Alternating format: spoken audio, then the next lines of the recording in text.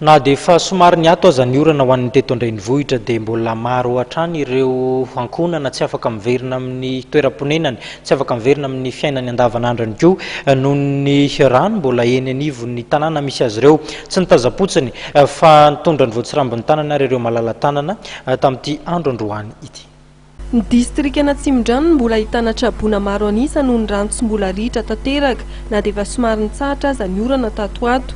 Tonga n'izay fotony zava-misy ny ministera niaraka tamin'ny BNGRC sy ireo ombofidy sy malala tanana. Anisan'ny notsidiana sy nanaterana fanampiana ny tenen'ny commune Kady Vorobesoalandy.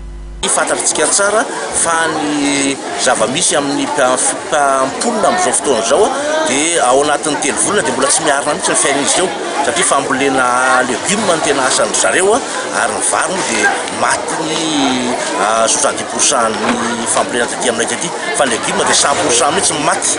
Dia niezaka ny ministeran'ny fambolena nameny ireo voamaina izay mahasomoly ome zarena ho an'reto androany navotany fiaina mandritra ny 3 volana manaraka aloha. Izay ny tena zava-dehibe indrindra dia mba afaka miavaka ny tenany eo izy. Tonga teny toerana ny solon-tena ny solombavam-bahoaka John Nelita sy ny HVM Tsimindran Bertin Randremiaingo. Avy teo dia teny amin'ny toeram-pitobian'ny trabona tao amin'ny commune Soavina indray no nitsidiany ka nitondra ny ben'ny tanàna Rakoto Arsoa Rigobert sy malala tanana Bertin Randremiaingo fanazavana fohy.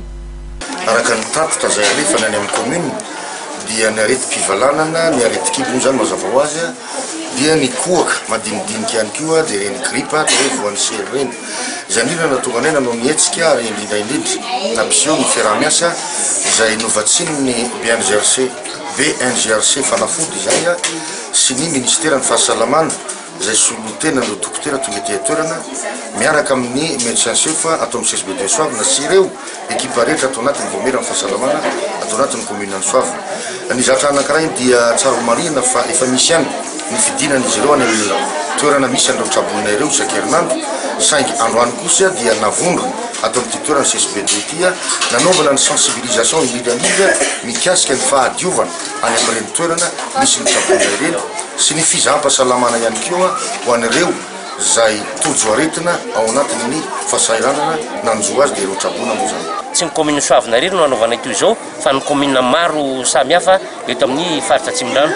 Koa dia raina manokana zany niezaka ataon'ny commune Soavina izay taritina Andriamatoa ben'ny tanàna sy ny mpiara-miasa akaiky aminy izao miara-miasa aty amin'ny CSBD antsika dia profo mitoaka amin'ny teny zao fa mijerytsika ny vahoaka madinika ary mijery ny vahoaka tsy mandady arina izay ataoko hoe tsisy azo arina izy ireny satria tsabona no mahazo voka mahatratra natao fizahana ara-pahasalamana zany ny fahasalamana angamba no fatatsika fa NDBN zao ataoko hoe fiainana zanak'olombelo zao koa tsy azo atao atsirambina na ambany zavatra tompoko.